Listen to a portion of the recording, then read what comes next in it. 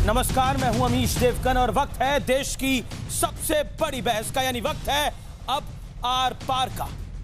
यह शायद पहली बार है जब भारत के खिलाफ आग उगलने वाले पाकिस्तान के पालतू आतंकी खुलकर ये मान रहे हैं भारतीय सेना ने हमारी कमर तोड़ दी है। यह पहली बार ही है जब पाकिस्तान का आतंकी सरगना सैयद सलाउद्दीन ये कह रहा है कि भारतीय सेना हम पर कहर बनकर टूट रही है। इसका पूरा सबूत हम आज आपको आर पार में दिखाने वाले हैं। इन सब का कबूलनामा, हम कुछ हवा में बात नहीं कर रहे, विजुअल बाइट है आर पार के पास, जिसमें पाकिस्तान का आतंकी सरगना कह रहा है कि हिंद का पलड़ा भारी है, जिहादियों ने बाजी हारी है। क्योंकि यह पहली बार हो रहा है जब भारत में आतंक फैलाने के लिए अब भारत का मोस्ट वांटेड दाऊद इब्राहिम लश्कर-ए-तैयबा के साथ हाथ मिला रहा है। उधर कश्मीर में आतंकी रियाज नायकू को रौंदने के बाद हिजबुल मुजाहिदीन अपना नया कमांडर तैनात कर रहा है, जिसका नाम गाजी हैदर है। लेकिन भारतीय सेना का संदेश भी साफ है, ऐसे कितने गाजी आए और चले गए। लेकिन आज हमारे पास पाकिस्तान के मंत्री की हेट स्पीच है, जिसे मैं आर पार में लाइव दिखाऊंगा। इसलिए आज हमने पाकिस्तान से भी पैनलिस्ट को बुलाया है ताकि उन्हें आईना दिखाया जा सके। तो आज इसी पर होगी देश की सबसे बड़ी बहस। भारत और पाकिस्तान में, दिल्ली और इस्लामाबाद में सीधा आर पार।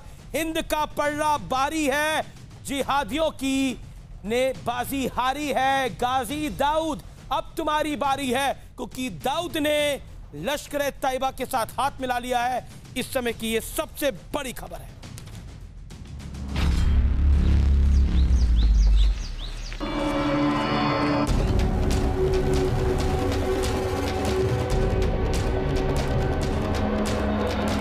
पहले बुरहान वानी निपटा,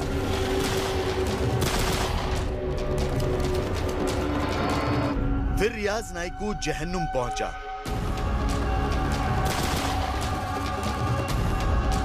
अब गाजी तेरी बारी। मोस्ट वांटेड आतंकी रियाज नायकू के ढेर किए जाने के बाद गाजी हैदर को नया हिज्ब कमांडर बनाया गया है। इसकी तस्वीर गौर से देख लीजिए, क्योंकि ये आतंकी अब चंद दिनों का मेहमान है। भारत की वीर सेना जल्द ही इसका नाम निपटाए जा चुके आतंकियों की लिस्ट में शामिल करने वाली। लेकिन सवाल सिर्फ इन बुरहान वानी और रियाज नायकू जैसे आतंकियों को निपटाने भर का नहीं है। जरा देखिए भारतीय सेना के खौफ से किस तरह इनके आका भी कांप रहे हैं। जरा देखिए आतंकी सरगना सैयद सलाहुद्दीन कितनी दहशत में है। कि हमको बहुत बिलखुसूस हिज्ब क़यादत को बहुत दिली सदमा हुआ। लेकिन दोस्तों बुजुर्गों, ये शहादतों का सिलसिला पहले दिन से चला आ रहा है। सिर्फ 1 जनवरी 2020 से आज तक 80 मुजाहिदीन इकराम जाम शहादत नोश कर चुके और सब के सब आला तालीम याफ्ता थे। हिज़्ब के अलावा बाकी बरात तंजीमों से भी वाबस्ता थे। मुजाहिदीन ने भी हालिया हंदवारा राजवार की कार्रवाई में दुश्मन का कमर तोड़ दिया है। लेकिन ग्राउंड रियलिटी यह है कि इस वक्त दुश्मन का पलड़ा भारी है। भारतीय सेना के डर से थर थर कांपते आतंकी आका एक दूसरे का हाथ थामकर खड़े होने की कोशिश में है। खबर है कि दाऊद इब्राहिम और लश्कर ने भी अब हाथ मिला लिया है।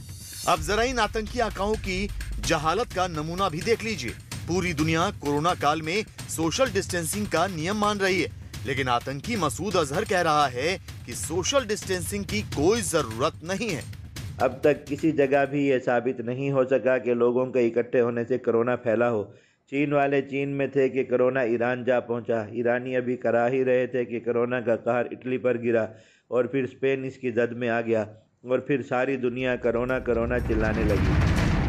लेकिन असली मुद्दा भारतीय सेना के आगे पस्त होते पाकिस्तान के आतंकी आकाओं और उनके पालतू दहशतगर्दों का है।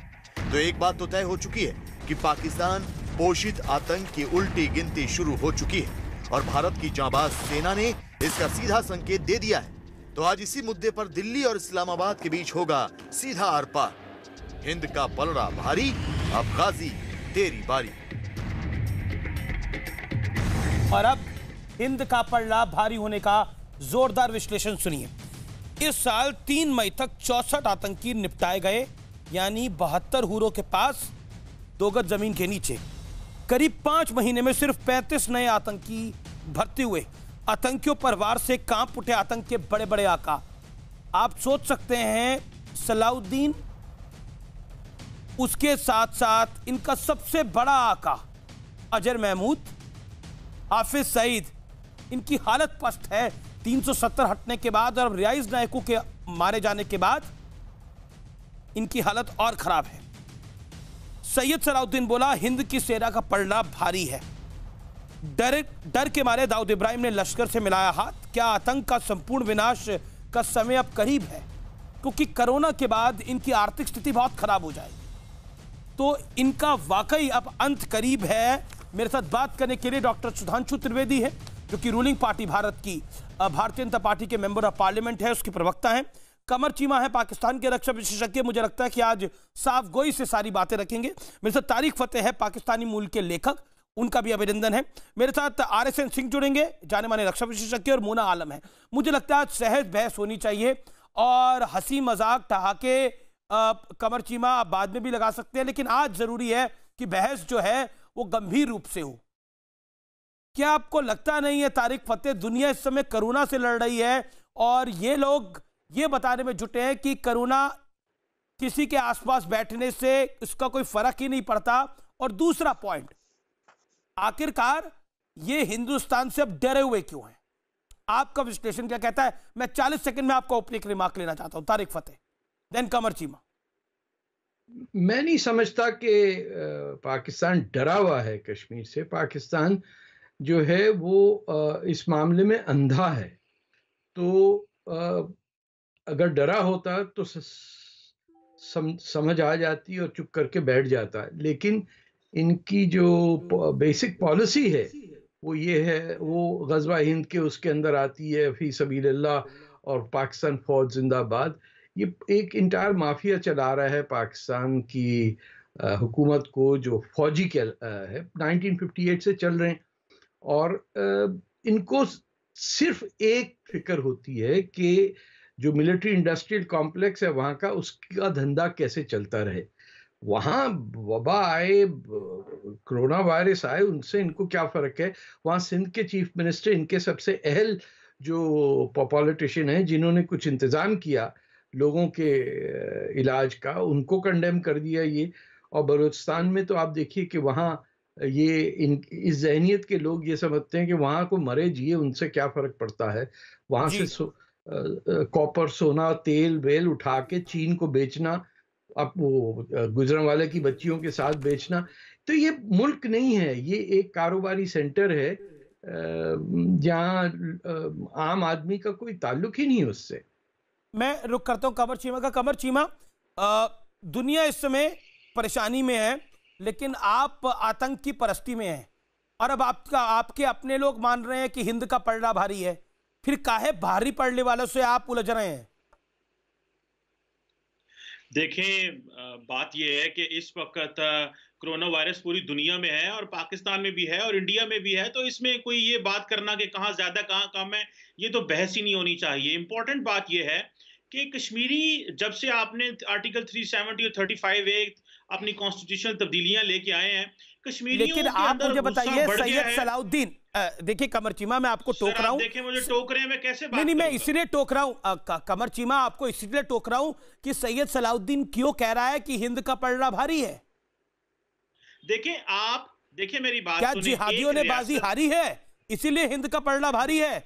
रियाज नायकू को रौंदे जाने के बाद अब आपने जो नया कमांडर वहां खड़ा करा है वो भी पिटेगा, वो भी मिटेगा। देखें जाकिर नाइक हो, जाकिर नाइक हो या बाकी लोग हों या रियाज नेकू हो या उसके बाद जो बाकी मुजाहिदीन हैं कश्मीर के अंदर, उनको हक है कि वो अपना बात करें आपके साथ। अगर आप उनके ऊपर 9 लाख फौज बिठाएंगे, उनके ऊपर जुल्म सितम करेंगे, तो वो आपको नहीं, हम हमारी स्टेट है, हम टैंक चलवाएं उनके ऊपर, जो हमारी स्टेट के खिलाफ काम करेगा उस पर टैंक भी चलवा देंगे हम।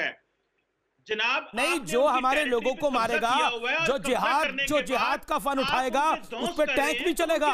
कोई ऑप्शन नहीं बचता। ना जाकिर नायक को आप कौन होते डिफेंड करने वाले? वो मलेशिया बैठा है, देखिए आपका क्या ताल्लुक है उसके साथ? कश्मीरी को डिफेंड करूंगा जो भारत की जाकिर नायक कौन सा कश्मीरी हो गया के खिलाफ लड़ रहा है।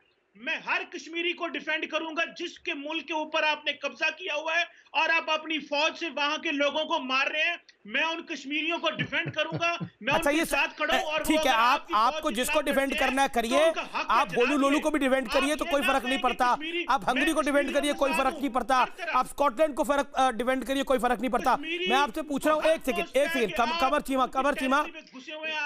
कमर चीमा, ये इनका ताल्लुक क्या कश्मीर से? चीमा साहब का क्या ताल्लुक कश्मीर से? कश्मीर पाकिस्तान का हिस्सा है। आप क्या अब कश्मीरी बोल तो सकते नहीं हो, 9-10 लाख फौज बना के। हाँ, तो आपको तो कश्मीरी आती भी नहीं है, आप तो बोल ही नहीं सकते कश्मीरी। मेरे मुल्क में 50 जुबानें बोली जाती हैं, इंडिया में 100 जुबानें बोली जाती हैं। अरे एक 100 जुबानें आती हैं। कोई एक आदमी पाकिस्तान में है, हर बंदे को? अरे एक आदमी है जो कश्मीरी बोलता है या इंडिया की जुबानें आती हैं? अरे भाई, मुझे पंजाबी आती है, आपको नहीं आती। आपको फ्रेंच आती है? आप कनाडा में? अरे भाई, मैं फ्रांस पे कब्जा थोड़ी कर रहा हूँ, मैं जो फ्रांस थोड़ी चाहिए मेरी ना, वहाँ की फ्रेंच ऑफिशियल लैंग्वेज भी है। भाई आप किस तरह की इलॉजिकल बातें करते हैं, मुझे पता है। आपका क्या ताल्लुक है कश्मीर से? चीजों की, लेकिन आपका ताल्लुक क्या है कश्मीर से? बातें करें। अब इंडिया में जिसको हिंदी नहीं आती उसको निकाल देना चाहिए क्या? आप ये कह रहे हैं? अरे पागल हो गए हो कश्मीर? नहीं, एक सेकंड, कमर चीमा, ना फ्रांस में कोई कब्जा थोड़ी। तारिक फतेह ने बिल्कुल सही एग्जांपल दिया, कोई फ्रांस में कब्जा करना चाहता है जो फ्रेंच सीखेगा। देखिए मेरी बात, एक सेकंड, पूरे पाकिस्तान कश्मीरी आती है, एक मुल्क में कई जुबानें होती हैं तारिक फतेह साहब। हाँ, तो मुझे बता, थोड़ा सा अपनी स्टडी को वास्ट करें, दिल को खुला रखें। और ये इनको जरा ठहराएं, चीमा को जरा पानी। ये हो के सारे इंडियंस को चीमा साहब, कबर चीमा, एक सेकंड, मैं आपसे सिर्फ ये पूछ रहा हूँ, पूरे पाकिस्तान ऑक्यूपाइड कश्मीर में एक आदमी है जो कश्मीरी बोलता है? एक? तो कोई एक है?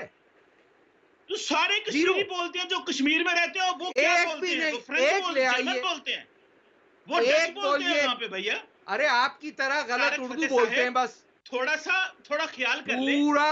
भाई कश्मीर मैं तो कह रहा हूँ, आप एक आदमी लेके आइए, आपको क्या हो ये झूठ आपका नंगा हो जाएगा। रोजा रखे थोड़ी देर हुई है कनाडा में, पता नहीं आप तो रमजान में रोजे रखते हैं कि नहीं रखते, लेकिन थोड़ा सा फर्क पड़ता है। कश्मीरियों के लिए नरम गोशा रखो, जिनके ऊपर 9 लाख फौज बैठी हुई है, गन्ने लेके, तोपे लेके। तुम्हारे यहाँ जो 2 भी आ गया उनको मारने के लिए। 2 मिलियन तुम्हारे पीछे लगी हुई, तुम्हारे पीछे 2 मिलियन पाकिस्तानी फौज लगी हुई है, कश्मीरियों को तुम्हारी कुर्सी के नीचे बैठा हुआ है फौजी। बस कश्मीरी हैं जिनके हाथ में कुछ भी नहीं है और इनके लिए अरबों डॉलर का असला खरीदा जाता है। इन कश्मीरियों की कौन सुनेगा दुनिया में? तुम्हारा पाकिस्तान है जो बोलेगा इनके लिए। और अच्छा, एक सेकंड, कमर चीमा, तारिक फतेह साहब, एक सेकंड, कमर चीमा को ऑडियो डाउन करिए। एक सेकंड, कमर चीमा, आप मुझे बताइए, ये सैयद सलाउद्दीन क्यों कह रहा है हिंद का पलड़ा भारी है? क्यों कह रहा है ये? कि फिर आपकी आवाज ऑफ हो गई। आबादी का मुल्क है जिसने चंद लाख लोगों पे 8 लाख इतने लाख लोगों पे आपने कब्जा किया हुआ है। एक सेकंड, आप बौखला गए हैं, आप इतने परेशान हैं। रियाज नाइकू के 72 हुरों के पास जाने के पर 2 गज जमीन के नीचे गड़ने के बाद आप इतने परेशान हैं कि कुछ भी बोल रहे हैं। मैं आपसे बड़ा सिंपल सवाल पूछ रहा हूं, हिंद का पलड़ा क्यों भारी है? आपके भाई को ऐसा क्यों लगता है? सैयद सलाउद्दीन, मेरा भाई, हर कश्मीरी मेरा भाई है। सैयद सलाउद्दीन तुम्हारा भाई है? सैयद सलाउद्दीन तुम्हारा भाई है? लड़ रहा है और सैयद सलाउद्दीन तुम्हारा भाई है? दाऊद इब्राहिम तुम्हारा भाई है? हाफिज सईद तुम्हारा भाई है? हर जालिम के खिलाफ जद्दोजहद करने वाला मेरा भाई है। हर जालिम के खिलाफ, वो मजलूम दुनिया में कहीं भी हो। और कश्मीरी बिल्कुल आपने सही कहा। मजलूम दुनिया में कहीं हो, सबसे ज्यादा मजलूम तो आप ही दिखते हैं मुझे। पाकिस्तान में रह रहे हैं, रियासत में पाकिस्तान में रहकर इतना मजलूम कौन हो सकता है? वहां पे तो कैसे डॉक्टर सुधांशु त्रिवेदी, पहली बार ऐसा हुआ है कि पाकिस्तान से आतंक के जो सरगना है वो कह रहे हैं कि देखिए इस समय दुश्मन का पलड़ा यानी भारतवर्ष का पलड़ा, हिंद का पलड़ा भारी है। देखिए अभी कमर चीमा साहब जो कुछ बोल रहे थे तो दो तीन बातें हैं। पहली बात, उन्होंने ये कहा तारिक फतेह जी से कि भाई रमजान का मौका है आप ये रखते हैं, तो मैं तो कहना चाहता हूँ ये कितने दुख की बात है, कितना अफसोसनाक बात है कि रमजान के मुबारक मौके पर भी जो लोग अपना नाम जैश मोहम्मद और लश्कर तैयबा रखते हैं उनको खुदा के लिए इतनी अकीदत नहीं है कि कम से कम समय तो शांति रख लेते। इस समय भी आतंकवादी गतिविधि चालू है। इससे बहुत साफ हो जाता है कि इस्लाम के पर दहशत और राजनीति करने वालों का इस्लाम से कोई लेना देना नहीं है। वो तो केवल उन्होंने कहा था, मैं आमिर जी आपकी बात का जवाब दूंगा। एक और बात है, उन्होंने जुबान की बात कही, बड़ी अच्छी बात कही कमर चीमा साहब। ये बताइए जब पाकिस्तान बना तो पाकिस्तान की जुबानें क्या थी? पंजाबी थी, सिंधी थी, पश्तो थी, बलूच थी, कुछ ईसाई बंगाली भी। समय पाकिस्तान इनके साथ था तो बंगाली थी। और ये बताइए इन्होंने इसमें से किसी भी लैंग्वेज को अपनी नेशनल लैंग्वेज बनाया? नहीं बनाया। इन्होंने बनाया उर्दू, जो हमारी लैंग्वेज थी, यूपी की लैंग्वेज, दिल्ली और लखनऊ की लैंग्वेज थी। और इन्होंने कहा कि जो हिंदी नहीं जानेगा अलग। हमारे यहाँ तो ऐसा नहीं है। आपके यहाँ 52-53 में तो ईस्ट पाकिस्तान में इस बात की शुरुआत हुई थी जब आपने उर्दू इम्पोज की तो बांग्लादेश के लोगों ने कहा हम तो बांग्ला बोलते हैं, हम उर्दू नहीं सकेंगे। आपने उनको अलग करते करते अलग कर ही दिया। तो जबान के मामले पर भी आप उधार की जबान लेकर, अपनी जबानों को साथ लेकर अपने मुल्क को भी आप एक साथ नहीं रख पाए।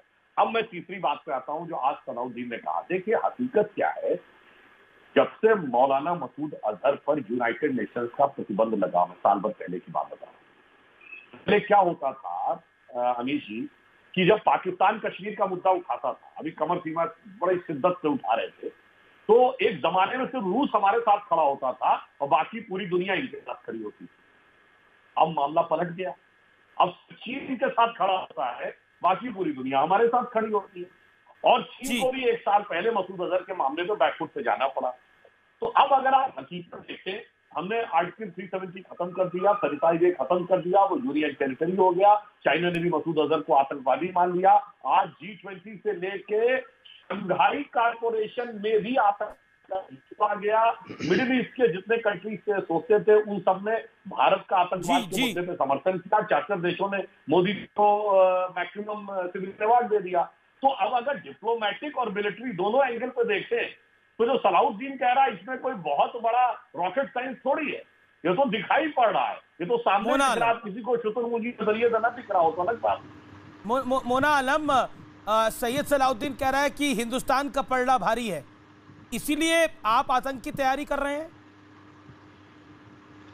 देखिए आप terrorist activity is your last resort. This is just what India thinks, because I think India has nothing to do except terrorism on its own people. आप तो अपने लोगों के आपके लोग सोचते हैं ऐसा कर रहे हैं ना। नहीं, मेरे लोग क्यों सोचते हैं ऐसा? आप सलाउद्दीन को कहां से ले आए? सैयद सलाउद्दीन आपका आदमी, दाऊद इब्राहिम आपका आदमी, हाफिज सईद आपका आदमी, वो सब भारत के खिलाफ ही तो जिहाद कर रहे हैं। नहीं, जिहाद कर क्या कर रहे हैं वो? उनने पाकिस्तान को तो पाकिस्तान का जो बुरा हाल कर रहा था कर दिया। आप बोल रहे तो मैं आपको बताऊं। आपका हो गया तो मेरा जवाब सुन ले। बोलिए मोना। दाऊद इब्राहिम को क्यों मुझे समझ नहीं आता, आप हैबिचुअली पाकिस्तान पे क्यों डालते हैं? वो मुंबई की गलियों में पला बड़ा, वहां के स्लम्स में रहा हुआ, वहां का गुंडा बदमाश। आप लोगों ने, आपकी स्टेट ने कितनी आपकी बॉलीवुड मूवीज को वो फाइनेंस किया करता था, मैं आपको लिस्टें बताऊं। आपके कितने फिल्म मेकर्स के उसके साथ ताल्लुकात थे। तो हमारा उससे क्या लेना देना? अरे तो अगर हमारे यहाँ का गुंडा बदमाश था, हमारे यहाँ का गुंडा था वो, तो आपकी आर्मी ने अपने बगल वाला फार्म हाउस उसको क्यों दे दिया? तो गलती तो आप पे है ना। ये आपको किसने कहा है? किसने कहा है? सबको पता है। आप इस तरह की उसके फार्म हाउस पर हाफिज सईद की मीटिंग हुई, लश्कर तैयबा के साथ वो हाथ मिला रहा है। अब भी आपको समझ में नहीं आ रहा? आप लोग तबाही के रास्ते पे चल पड़े हैं। दुनिया में आतंक आप परोसते हैं, पूरी दुनिया को आप आतंक देते हैं। ईरान से लेकर इंडिया तक, अमेरिका से लेकर यूनाइटेड किंगडम तक आप आतंक परस्त देश हैं। दुनिया का कोई आतंकी हो वो आपके यहाँ मिलता है। ओसामा बिन लादेन आपके यहाँ मिलता है, हाफिज सईद आपके यहाँ मिलता है, दाऊद इब्राहिम आपके यहाँ मिलता है। शर्म की बात यह है आपका जासूस कुलभूषण यादव था ईरान में। ईरान का नाम लेते कुलभूषण जाधव को आपने गलत पकड़ा।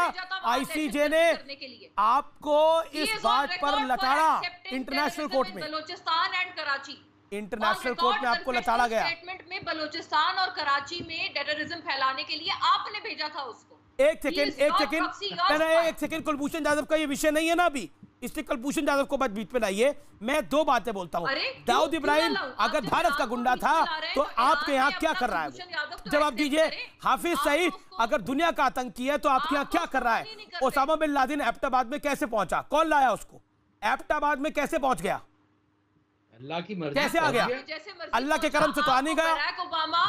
बराक ओबामा हिंदुस्तान टाइम्स को इंटरव्यू देके गए और उन्होंने कहा है कि पाकिस्तान के किसी बंदे को, यहाँ की इस्टेब्लिशमेंट को, यहाँ की इंटेलिजेंसिया को नहीं पता था कि Osama bin Laden. Very good. आपके यहाँ दुनिया का सबसे मोस्ट वांटेड आ गया, आपको पता ही नहीं था। मतलब कमाल की बात कर रहे हैं आप लोग तो। आरएसएन आप एक तरफ यूएस की माला जपते हैं, आप कह रही हैं दुनिया का इतना बड़ा आतंकी आपके मुल्क में आके रह रहा था, आपको हवा ही नहीं थी वो रह रहा है। ये कैसी लॉजिकल बात कर रही है मोना? आप इतनी फेमस एंकर है पाकिस्तान की, इतनी फेमस जर्नलिस्ट है पाकिस्तान की, आप ऐसी बात बोलेंगी? मुझे उम्मीद नहीं थी। कमर चीमा को पता था, कमर चीमा को पता था कि वहां पे रहता है वो। कमर चीमा मिलकर आए उनसे, आपको भेज दूं। आपको कानून कमर चीमा को पता था ओसामा बिन लादेन मिलके आता है, मिलकर आए, इन्होंने फोटो खिंचवाई उनके साथ, इनकी फोटो वायरल है। आपको बराक ओबामा का नाम सुनाई नहीं दे रहा, आपको हेयरिंग एड चाहिए तो मैं आपको दान करती हूं, चैरिटी कर देती हूं यहाँ से। ना पाकिस्तान से क्या चैरिटी लेंगे मोना जी? मेरा बड़ा सम्मान है आपकी तरफ, लेकिन आपसे क्या चैरिटी लेंगे जो मुल्क खुद ही चैरिटी पे पल रहा हो? आपसे क्या चैरिटी लेंगे? आप तो हमसे चैरिटी लेके बने हैं। चैरिटी अंबानी से, आप तो हम ही से चैरिटी लेके बने हैं। जीते इलेक्शन अंबानी से चैरिटी लेके जी, अंबानी के थ्रू पूरे मीडिया को रिग करके मोदी जी भी तो इलेक्शन जीते। देखिए मैं जानता हूँ पाकिस्तान अंबानी से बड़ा परेशान होगा, क्योंकि आपके पास अंबानी जैसा कोई है नहीं, ना कभी होगा। ना आपके पास अब्दुल कलाम जैसा कोई होगा, ना आपके पास महात्मा गांधी के जैसा कोई होगा। मिलेगा हिंदुस्तान से। हमारे पास अब्दुल सत्तार ईदी है, हमारे पास बहुत सारे लोग हैं, आप फिक्र ना करें। इसलिए आपकी जलन हम समझ सकते हैं। इस देश का हर कोई इस देश के जो नगीने हैं वो आपके लिए बड़ा परेशानी का सबब है, चाहे सचिन तेंदुलकर हो, चाहे कोई भी हो। नहीं मैं हम एक सेकेंड, लेकिन आपके पास ओसामा बिन लादेन मिलेगा? आरएसएन आपके यहाँ पर मोदी जी भी तो है ना? जी। नहीं, मोदी जी ने आप लोगों के छक्के छुड़ा रखे हैं। मोदी जी से बहुत परेशान है आप लोग। आप तो चाहते हैं मोदी हट जाए यहाँ पर, आप तो चाहते हैं मोदी हट जाए जिससे हमें रास्ता साफ मिले अपना। मोदी जी जितना डैमेज कर चुके हैं इंडिया को, मैं कहती हूँ अगले 100 साल रहे इंडिया को वो फ्रैगमेंट कर देंगे, बिल्कुल तोड़ देंगे। एक सेकंड, आरएसएन फिर मैं सुधांशु त्रिवेदी के पास आऊंगा।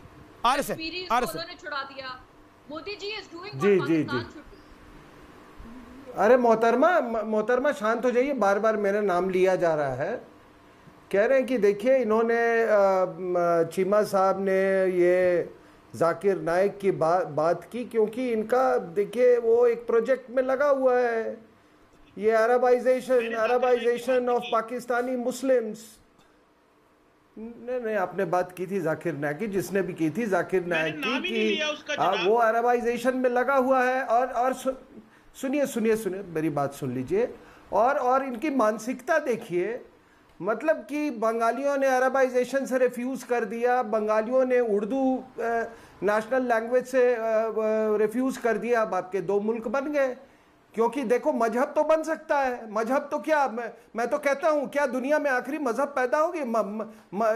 मजहब बनते हैं, जो हर चीज़ जो पैदा होती है वो उसका इंतकाल भी होता है, तो मजहब तो पैदा होते रहेंगे, लेकिन संस्कृति, भाषा, ये चीज़ें ये बनती नहीं है। और आज जो आप मेरे साथ बैठे हुए हो ना, आप मेरे साथ शुद्ध हिंदी में बात कर रहे हो, तो ये जो फ्रॉड ये जो चलाया जाता है ना उर्दू में, हमारे सब कॉन्टिनेंट में उर्दू नाम की कोई भाषा नहीं है। सुनिए सुनिए सुनिए सुनिए सुनिए, अरे सुनिए सुनिए सुनिए सुनिए, वरना आप मेरी बात, मैं बिल्कुल शुद्ध हिंदी में बोल रहा हूं, और आप ही नहीं, आपके घर में जितने लोग, आपके घर में जितने लोग बैठे हुए हैं टेलीविजन पे, ये टेलीविजन पे आपका जो शो देख रहे हैं, उनको ये शुद्ध हिंदी बोल रहा हूं, मैं शुद्ध हिंदी बोल रहा हूं, और आपको समझ में आ रही है क्योंकि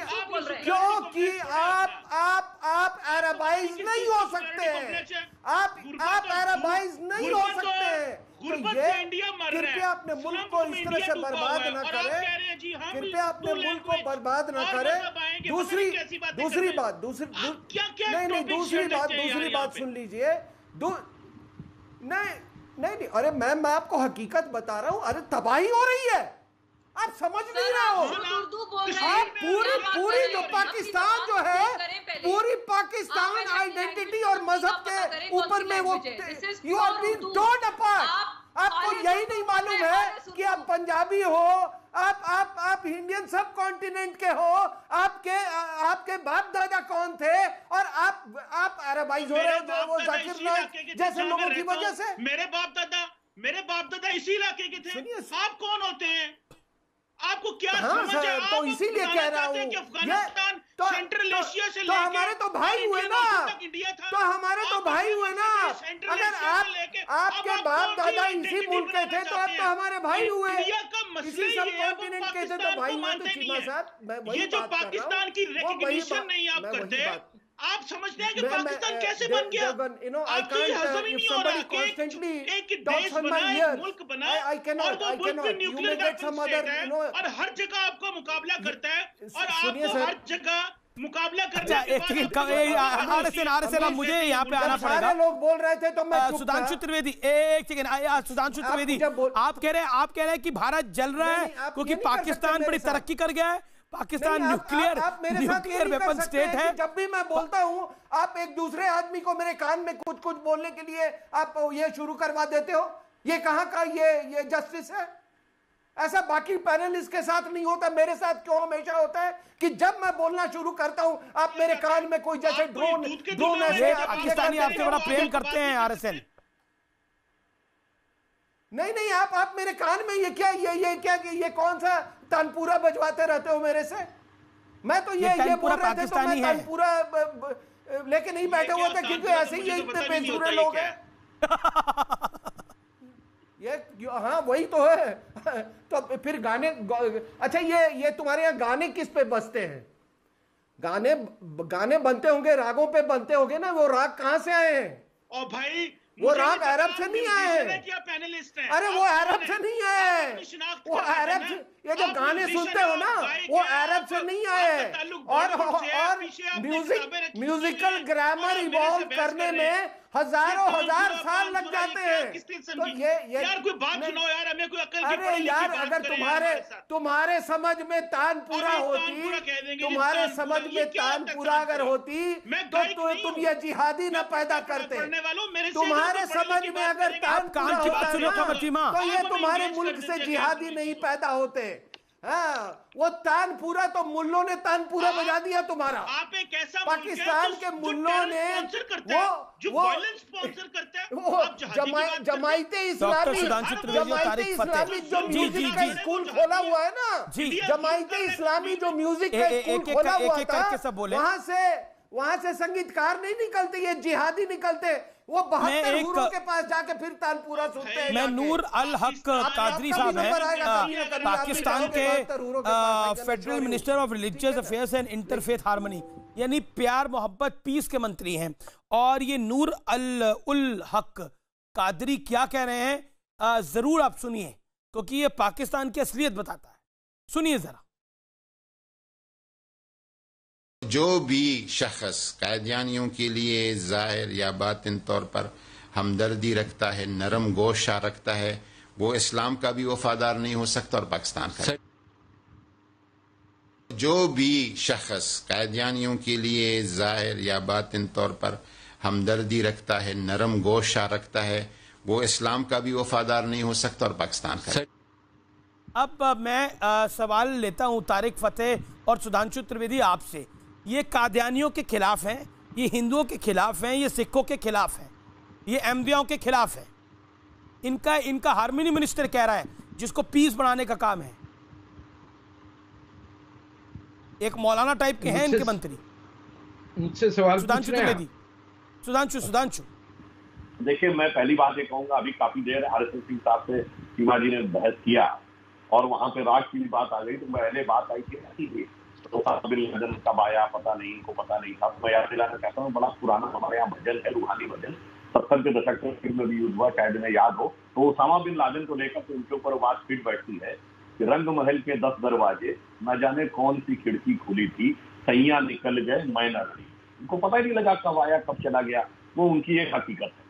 अब मैं दूसरी बात पे आ रहा हूँ, जो अन्य बात। इस समय देखिए, कोरोना वायरस का समय चल रहा है। कोरोना की वैक्सीन खोजने में दुनिया जुटी, सारे समझदार लोग बैठे हैं यहाँ पर। कोरोना का वैक्सीन का बेस जानते क्या है? उसका जेनेटिक म्यूटेशन चेक किया जाता है कि कैसे उसका जेनेटिक म्यूटेशन बना, डीएनए बना, तो उसके बेस के ऊपर यह कंट्रोल करके बनाया जा सकता है कि इसका काउंटर क्या होगा। अब जब हम जेनेटिक म्यूटेशन पे आते हैं ना, तो जितने लोग बैठे ना, 6 लोग इस पैनल पे, सबका जेनेटिक डीएनए तो एक ही है, मगर अंतर कहां से आ गया? अंतर वहां से आया, मैं अपने पाकिस्तान के प्रतिनिधियों से पूछना चाहता हूं, पाकिस्तान में एक ही नोबेल प्राइज विनर हुआ ना आज तक, अब्दुल कलाम 1979, कि उसके बाद होने क्यों बंद हो गए? जो पीढ़ी अनडिवाइडेड इंडिया में पैदा हुई थी, वहां तक तो सलाहियत रही, वहां तक तो काबिलियत रही, वहां तक तो लियाकत रही, और 50 के बाद जो फिर पैदा हुए, तो वहां आपको यही दिखाई पड़ रहे, ये जो इनके वजीर, आपको सलाउद्दीन, उसके बाद वहां जैश-ए मोहम्मद, लश्कर तैयबा, वही दिखाई पड़ने लगे। क्यों? किसी का डीएनए कितना भी बढ़िया क्यों ना हो, जंगल में छोड़ दीजिए तो फिर वो जंगल के रंग बिरंग जाता है। इसलिए मैं ये कहना चाहता हूं कि आज जो ये हकीकत है, पाकिस्तान को खुद समझना चाहिए, वो कहां से चलता हुआ कहां तक पहुंच गया। और एक बात मैं और कहना चाहता हूँ, कोरोना क्राइसिस के बाद पाकिस्तान को समझना चाहिए, चाइना अपनी अंदरूनी और अपनी पर्सनल लड़ाई में ज्यादा उलझेगा। चाइना और अमेरिका में आपसी बहुत टकराव हो चुका है, पाकिस्तान को बहुत समझदारी के साथ अपने भविष्य के बारे में तय करना होगा। ये मैं सिर्फ भारत के हिसाब से नहीं कह रहा हूँ, पाकिस्तान को अपने वजूद के बारे में भी बहुत गंभीरता से सोचकर चलना होगा। ये पर्सनल लड़ाई और उससे काम नहीं चलता। जी तारिक फतेह, मैं आपका रिएक्शन लेना चाहता हूँ। जो अहमदियों को लेकर, कादियानी को लेकर इनके मंत्री ने, कादरी ने बोला, जो ये मौलाना टाइप के थे, इनके मंत्री थे, तो ये कोई नई बात तो नहीं है। ये तो 1953 के अंदर मौलाना मौदूदी जब इंडिया में अपना जहर फैला के पाकिस्तान पहुंचे, तो 1953 के राइट्स तो खैर आप मेरी उम्र जरा बहुत ज्यादा आपको से, हमने तो देखा हुआ कि हशर क्या हुआ, हजारों लोग मर गए उसके अंदर, हर घर जाके अहमदियों के घरों को आग लगाई गई। उसके बाद कमीशन रिपोर्ट निकली, जिसके अंदर लिखा कि 1000 मौलवियों में से 2 मौलवी ऐसे निकले जो अग्री कर सकते मुसलमान डेफिनेशन क्या।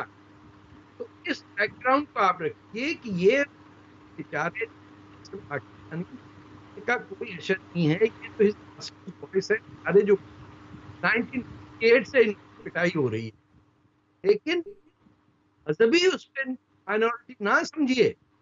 असल जुल्म पाकिस्तान की रियासत करती है। जी आपके ऑडियो में फतेह साहब, आपके ऑडियो में थोड़ी दिक्कत आ रही है, मैं वापस आपको कनेक्ट करता हूं। कमर चीमा, मैं आपसे जानना चाहता हूं, ये क्या था? ये आप तो परसों सेकुलरिज्म का पाठ पढ़ा रहे थे, आप तो कादियानी और अहमदियों के बारे में क्या सोचते हैं? आपके सरकार मंत्री कह रहे हैं ऐसी बात? देखिए, पहली बात तो यह कि पाकिस्तान एक, सुने जी, बात तो सुने ना मेरी। पाकिस्तान एक इस्लामी रियासत है और इस्लामी रियासत होने के नाते यहाँ पे इस्लामी कानून है, और जो भी जमहूरी सेटअप पाकिस्तान में मौजूद है, पाकिस्तान की पार्लियामेंट ने एक कंसेंसस फैसला किया हुआ है कादियानियों के बारे में। सो जारी बात है, अगर जमहूरियत में एक पार्लियामेंट एक फैसला करती है तो उसको सबको मानना जरूरी होता है। और दूसरी बात यह है कि अगर हम जमहूरियत में रह रहे हैं और हम फैसला करना चाहते हैं, तो एक लार्जर मेजॉरिटी को कोई भी फैसला करने का हक है, और जो हमारा कॉन्स्टिट्यूशन है वो इस्लामिक नेचर है। हम आपकी तरह सेकुलर नहीं है हम आपकी तरह, आपका हमारा कॉन्स्टिट्यूशन सेकुलर नहीं है, हमारा कॉन्स्टिट्यूशन इस्लामिक है और हमारा नाम है इस्लामिक रिपब्लिक ऑफ पाकिस्तान, हमारी रियासत का नाम है। सो यहाँ पे एक जमहूरी लेंस से चीजें चल रही हैं। सो मेरा ख्याल है आप इसको इसी पराये में समझें। जी तारिक फतेह कुछ कहना चाहते हैं। Tariq Fateh not your constitution, who told you this is your constitution? Constitution के लिए जो आप खामोश रहे एक मिनट, पता ही नहीं है आप लोगों को, लोगों के खून बहा के आप बैठे हैं टीवी पे आके। Please keep quiet, please keep quiet. जाओ अपने अरबी, तुम्हारा शेख बुला रहा है तुम्हें, तुम्हारा शेख बुला रहा है जूते साफ करने के लिए। गो देखिए कॉन्स्टिट्यूशन। भैया भाई हमारे हर मुल्क के साथ ताल्लुकात है, अरबों के साथ ताल्लुक है, चीन के साथ ताल्लुक है। आपका जो मर्जी करते हैं, जिनसे मर्जी बहस करनी शुरू कर देते हैं। आपको नहीं पता पाकिस्तान इस्लामी रियासत है, हम अपनी मर्जी से कानून बनाएंगे जो मेजॉरिटी को अच्छा लगे। ये कहाँ से ले आते हैं पाकिस्तान के बारे में? अरे इसका माइक तो बंद करें ना आपको होगा भाई। अगर नहीं करना, बात करनी है, आप सवाल क्यों करते हैं? अगर जवाब ये बीच में भेड़ियों की तरह लोगों को बोलिए तारिक फतेह बोलिए। ये इनका कॉन्स्टिट्यूशन पहले बना 1956 में, जब इलेक्शन होने थे 59 में, इन्हीं लोगों ने अय्यूब खान को सपोर्ट करके पाकिस्तान में कॉन्स्टिट्यूंट असेंबली डिसॉल्व की। वो कॉन्स्टिट्यूशन नहीं बना। 62 के अंदर कॉन्स्टिट्यूशन बना अय्यूब खान का, वो 69 के अंदर एब्रोगेट हुआ। 1970 के इलेक्शन में जब कॉन्स्टिट्यूशन बनना था तो इनकी ऐसी हवा खिसकी है चीमा टाइप के लोगों की कि इन्होंने मेजॉरिटी पॉपुलेशन को कहा दफा हो यहाँ से। हम बंगाल के बंगाली लोगों का कॉन्स्टिट्यूशन नहीं एक्सेप्ट करते। जो 6 नुकात पे शेख मुजीब रहमान का कॉन्स्टिट्यूशन था, उसको माइनॉरिटी ने फौज भेज के 30 लाख बंगालियों को मार के ये वहां बैठे रहे। ये तो इंडिया की गलती है कि फौज वापस छोड़ दी, फिर जाके बलोचिस्तान में मारा इन्होंने। 73 के कॉन्स्टिट्यूशन में, अरे भाई खामोश रहो मौजूद है प्लीज, और कोई किसी का हक छीन नहीं सकता। अरे इसका मुंह बंद कराएं सर। ये कहाँ एक वैसी इसको बैड ब्रेथ है, यहाँ तक आती टोरंटो तक। मुंह बंद करें यार आप अपना। देखिए बात सारी ये कि कौन, अरे खुदा के वास्ते यार बुआ आ रही मान। आप गलत बातें क्यों फैला रहे हैं? आप क्यों पाकिस्तान के बारे में गलत बात कर रहे हैं? ओ दफा हो जाए तू यार। और तेरी मजा बैठ कर रही ने, जा अपनी जिम्मेदारी जारी कर। आ गए तू ना, तेन बोलना आंदा ना कहाँ लेना आंदा। नुकसान पहुंचाने की कोशिश किया और जाओ ना, को नुकसान नहीं पहुंचेगा। और पहुंचाएंगे, अभी और पहुंचाएंगे। एक सेकंड कमर चीमा, तुमसे कोई सर्टिफिकेट लेने की जरूरत नहीं है। बिकाऊ मुल्क से कोई सर्टिफिकेट नहीं लेगा कोई बिकाऊ आदमी है। आप तो मुल्क की बिके हुए हैं, चाइना ने आपको खरीद रखा है। आपको परसों अमेरिका पैसे देगा, क्या बिक जाएंगे? ये अपनी जो चाय खरीद रहे चाइनीज को, चाइना के प्रिजन्स में ये पाकिस्तान की बच्चियां किडनैप करके बेचते हैं टू रेप। ये अरबों के आगे बेच रहे हैं, ईरानियों को बेच रहे हैं। बेटियों के बारे में किसी ने इल्जाम लगाया, दफा हो जाए, चुप कर दिया। कब्र में टांगे हैं और आप किस तरह की बातें कर रहे हैं? वाला खाली हो गया पूरा। किस वक्त आपकी जान निकल जाए, अल्लाह को कब प्यारे हो जाए, कम से कम आप तुम्हारे कहने से नहीं निकलेगी, तुम्हारे कहने से नहीं निकलेगी। पाकिस्तान मर जाएगा। काम होता है अच्छी बात करना, मोहब्बत की बात करना, ना कि नफरत फैलाना। आप कैसे बुजुर्ग हैं? अरे बुजुर्ग नहीं हूँ भैया, आपका लिविंग नाइटमेयर हूँ मैं बुजुर्ग नहीं हूँ। I am your living nightmare. You are liar and you are murderer. You are murderer of Pakistani. जिंदा रहने की कोशिश कर रहे हैं भैया। अरे भैया कुछ नहीं है यकीन करके माने। कितना मिलता है तुम्हें इनसे? मिल रहा है थोड़ा थोड़ा। इनके टीवी पे आने को कितना मिलता है तुम्हें? जिंदा रहने की तलाश क्यों आते हो? घर से बाहर इंडियन टीवी पे क्यों आते हो तुम? नफरत फैलाई है इंडिया पाकिस्तान में। ए भाई इंडिया टीवी पे क्यों आते हो तुम? भाई इंडिया वो बुलाते हैं तो आते हो, आपकी तरफ से तो नहीं आ रहा। दूसरी बात ये है आपने इंडिया और पाकिस्तान के दरमियान नफरत फैलाने के लिए बहुत काम किया आपने। आप इंडिया पाकिस्तान की नफरत फैलाने के चैंपियन हैं। वरना अमन होता दुनिया में, इस खित्ते में अमन होता। आपको क्रेडिट जाता है। जब आप अमेरिका गए थे लोग किस तरह आपको गालियां देते थे वहां पे। रंजीत सिंह यूएन के सेशन में आप तारिक फतेह साहब गए थे तो लोग किस तरह आपको गालियां देते थे। ये आपका ये लेवल है, आप तो घर से बाहर नहीं निकल सकते। जितनी नफरत साउथ एशिया में यार कोई जुबान से बोलिया कर, क्या अपने इंग्लिश में उर्दू में पंजाबी में गल कर रहा है। और चुप कर दे, जाके जिन्हें स्कूलों में जाके पढ़िया उधर ही जाके वड़ जा, कुछ नहीं आंदा तानू, बस अरमा की खिदमत, चीनिया की खिदमत, बेटी ले लो, पैसा ले लो, तेल ले लो, फकीर बंदा बना दिया पूरे मुल्क को। लोग कोरोना वायरस से लड़ रहे हैं, आप IMF वाले को पैसा दे दो, पैसा दे दो। एक बेगैरत लोग, बेगैरत लोग। मोना आलम भी कुछ कहना चाह रही है, RSN भी कुछ कहना चाह रहे हैं, डॉक्टर सुधांशु त्रिवेदी भी कुछ कहना चाह रहे हैं। मोना आलम आप क्या कहना चाह रही है? मोना आलम मोना आलम बिल्कुल आपने बोला कि लैंग्वेज, लेकिन लैंग्वेज तो पाकिस्तान की ओर से गिरी ना। जब पाकिस्तान आतंकियों की भाषा बोलेगा तो सामने वाले क्या करेंगे फिर? कुछ भी नहीं बोला उसने, अजीब कमर चीमा पे पर्सनलाइज किस्म के रिमार्क्स के जी आपकी बैड ब्रेथ है, कैसे रिमार्क्स दे रहे हो यार आप? क्या हो गया आपको? आपने पठानों को मारा, आपने गफ्फार खान को 30 साल जेल में रखा, क्या बातें कर रहे हो? आपने अपनी प्राइम मिनिस्टर को मारा है, आपको पता है आपके मुल्क में कितनी सेपरेटिस्ट मूवमेंट्स चल रही हैं, और आपका क्या अथॉरिटी है कि आप इंडिया के मैटर्स पे बात करते हो? You are a Pakistani who lives in Canada, आप कनाडा चले गए हो, खुद आप कनाडा भाग गए हो, यहाँ पर हमें पाठ पढ़ा रहे हो पाकिस्तान पे और इंडिया पे। आपको जावेद अख्तर ने कितना बुरा एक्सपोज किया था, आपको याद है? Javed Akhtar exposed you from head to toe. Javed Akhtar exposed you from head to toe. Sir what are you talking about? आप क्या बात करते हो? आप क्या आप लोग चैंपियन समझते हो? भाई आप भाई आपका आदमी है ना, आप अपने आप को बड़ा सब कॉन्टिनेंटल हिस्ट्री का चैंपियन समझते हो, but I am sorry you are not, you do not have any authority. तंग ना करो, जाके कोई फ्लावर डेकोरेशन करो बेटा, कहीं फ्लावर डेकोरेशन करो, प्लांट, ये सब करेंगे, आपका काम नहीं है। Why are you making personalized comments at another Pakistani commentator? अच्छे से आप बात करो। लाहौर क्या है वो ही नहीं पता आपको, राम के बेटे का शहर है। सर आपको क्या पता, आप कनाडा में बैठे हो, मुझे पता है, तुम्हारे जैसे बच्चों का सब पता, कौन सी फौज के अफसर के क्या कर रहे हैं हमें बताओ तो हमें समझ भी आए। आप पाकिस्तान और इंडिया पे क्यों अपने आप को सेल्फ प्रोक्लेम्ड एक्सपर्ट कहते हो? Sir this is not good. Mona Alam कोई सेल्फ प्रोक्लेम्ड, मोना आलम कोई सेल्फ प्रोक्लेम्ड एक्सपर्ट नहीं है। ये दुनिया में इनको बुलाया जाता है, पाकिस्तान की पोल खोलने के लिए भी बुलाया जाता है, पाकिस्तान की असलियत बताने के लिए भी बुलाया जाता है, दुनिया में इन्हें बुलाया जाता है। बुलाएं अपने मुल्क से, वो आपको बताएंगे वो गलत बात करते हैं। He does not know the fact। मैं जावेद अख्तर साहब बड़े काबिल आदमी हैं, लेकिन तारिक फतेह भी कम नहीं है, इसलिए जावेद अख्तर का सम्मान है तो तारिक फतेह का भी सम्मान है।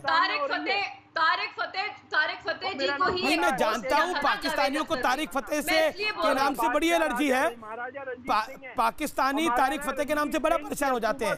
आएगी लाहौर पे, हम कोई परेशानी कर लोगे, तो ये तो लगी रहा परेशानी की बात। अच्छी आप कह रहे हैं इनको बुलाया क्यों है? आप इनसे डिबेट करिए, कोई बात नहीं करनी आपसे, पे बोले और क्यों एक आप इनसे डिबेट करिए। मेरा और आपका कोई जायदाद का मसला है, मेरा और आपका कोई जायदाद का मसला है। We do not have any personal right. आप क्यों पर्सनलाइज होकर रिमार्क्स मार रहे हैं? मर्डर, आपके यहाँ मर्डर हुआ 50,000 बलोचों का। Indian state is continuously perpetrating terrorism into Pakistan and its own states. No, you had a son and he was Citizenship Amendment Act के जरिए सारे मुसलमानों को बेघर कर दिया। आपने NRC के जरिए असम में पता नहीं कितने लाख मुसलमानों को बेघर कर दिया। आपका क्या मतलब है NRC और CA के बारे में बोलने का? एक सेकंड रुकिए। वो आ गए। What are you talking about? अरे आपका क्या मतलब है? आ गया, शुक्र करे कोरोना आ गया तो थोड़ा सा टेंशन डाइवर्ट हो गया, वरना दिल्ली में कोरोना आ गया, आपका मतलब क्या है? सीओ एनआरसी से सुधांशु जी एक सेकंड रुकिए, तारीख पर रुकिए सुधांशु जी। और आप शर्मिंदा सुधांशु, अल्लाह का शुक्र है भेद खुल गया कि पाकिस्तान से लड़की आई थी। क्या भेद खुल गया सर? क्या भेद खुल गया? बताए ना क्या भेद लोग करा रहे हैं? हमारे लोग क्यों कराएंगे? अब हमारे लोग दिल्ली में भी आ गए क्या? आपने वहाँ पे बच्चों पे, स्टूडेंट्स पे आपने पथराव किया, बच्चों को मारा है आपने। मोना आलम, आपका क्या मतलब CA से? आपका क्या मतलब 370 से? क्या मतलब आप? मेरा क्यों मतलब नहीं है? जब आप मतलब लगाइए लाल मस्जिद में आतंकी कैसे आए? जब तारिक फतेह जी हमें लाहौर का बता रहे हैं, बलूचिस्तान का बता रहे हैं, तो मैं ना बताऊं दिल्ली के बारे में? आपकी नाक के नीचे क्या हो रहा है मैं ना बताऊं? ये क्या डबल स्टैंडर्ड? देखिए मैं एक बात कहता हूँ, अभी बताइए मोना आलम ने NRC की बात कर दी, अरे भैया एनआरसी तो शुरू ही आपकी वजह से हुआ। तो सन 71 में जनरल टिक्का खां जिनको मार रहे थे, और कमर चीमा जी से मैं कहना चाहूंगा भाई, इस्लामिक रिपब्लिक ऑफ पाकिस्तान जो बांग्लादेश से मारे जा रहे थे वो इस्लामिक नहीं थे क्या? वो इस्लामिक रिपब्लिक ऑफ पाकिस्तान 25 साल बच नहीं पाया क्योंकि पंजाबी बंगाली को बर्दाश्त नहीं कर पाया। अब आप आइए, जो बच गया आधा इस्लामिक रिपब्लिक ऑफ पाकिस्तान, उसमें बरेलवी देवबंदी को बर्दाश्त नहीं करता, दोनों मिलकर शियाओं को बर्दाश्त नहीं करते, तीनों मिलकर अहमदियों को बर्दाश्त नहीं करते, चारों मिलकर कादरियों को बर्दाश्त नहीं करते, और न कश्मीरियों को बर्दाश्त कर पाते, न बलूचियों को बर्दाश्त कर पाते, न मुहाजिरों को जिन्होंने बनवाया पाकिस्तान अलीगढ़ मुस्लिम यूनिवर्सिटी से बना, वो उनको बर्दाश्त नहीं कर पाते, और सब मिलकर एक दूसरे को बर्दाश्त नहीं कर पाते। सब मिलकर धुम धुम धड़म धड़ैया रे, सबसे बड़े लड़ैया रे भाई। भारत में जिहाद हिंदुओं के खिलाफ कर रहे हो, पाकिस्तान में जिहाद किसके खिलाफ हो रहा है? इस्लामिक रिपब्लिक ऑफ पाकिस्तान में जिहाद किसके खिलाफ है? और अब आप आइए, अभी उन्होंने एक जायदाद की बात कही। अरे भैया सुनिए ना, शाहीन बाग की तो बात दूसरी। अरे सुनिए, इस्लामिक रिपब्लिक ऑफ पाकिस्तान सबसे ज्यादा पैसा कहां से लेता है? उस चीन से जो अपने को एलानिया कहता है कि मैं भगवान को मानता नहीं, मैं खुदा को मानता नहीं, I am atheist, I am नास्तिक, मैं मुनाफिक हूं। मुनाफिकों पे अपनी जायदाद गिरवी रख के जिहाद करने वाले गजब के इस्लामिक रिपब्लिक ऑफ पाकिस्तान है। हमने देख लिया क्या गजब का इन्होंने बनाया है, और हमको बता रहे हैं एनआरसी और उसकी बात। मैं एक और बात कहना चाहता हूं, आप ये बताइए, ये जो अरब कंट्रीज है, अगर इन्होंने इस्लामोफोबिया किया, इस्लामोफोबिया पहले यूरोप में, अरे भाई इस्लामोफोबिया तो सबसे ज्यादा आपके अंदर है। मैं पूछता हूँ, आपके यहाँ धमाके क्यों होते हैं? अरे भाई भारत में आप हिंदुओं से लड़ रहे हैं, मान लिया, आप पाकिस्तान में किससे लड़ रहे हैं? या पाकिस्तान में धमाके किससे होते हैं? लड़ना आपकी फितरत है। अब सुनिए कारण क्या है। मौलाना आजाद कमर चीमा क्या बदतमीजी है। मैं तो किसी के बारे में बीच में नहीं बोलता, लगातार बोलते चले जा रहे हैं। मैं तो एक सीधी सी बात कह रहा हूं। मौलाना आजाद ने लिखा था, उन्होंने लिखा था कि मगरबी पाकिस्तान की फितरत अस्करी है, यानी युद्धोन्मादी है। इसलिए ये बनने के बाद इसके खुद के वजूद पे क्या होगा और इंडिया के लिए क्या प्रॉब्लम क्रिएट करेगा, जो 70 साल पहले कहा वो सच है। हमारे लिए प्रॉब्लम और खुद के लिए प्रॉब्लम, सब आपस में एक दूसरे से लड़ रहे हैं। काहे बात के लाहौर रावलपिंडी में धमाके होते हैं। और जो उन्होंने कहा, तारिक फतेह ने क्या गलत कहा, लाहौर भगवान राम के बेटे लव के नाम पे बसाया गया लवपुर शहर था। तक्षशिला भरत के बेटे तक्ष के नाम पे बनाया गया शहर, और रावलपिंडी बप्पा रावल ने तुर्कों को अरबों को मार मार कर टर्की तक खदेड़ा था, और उसके बाद जो शहर बताया वो रावलपिंडी था। मगर अफसोस कि आपको तो वो हकीकत समझ में नहीं आती।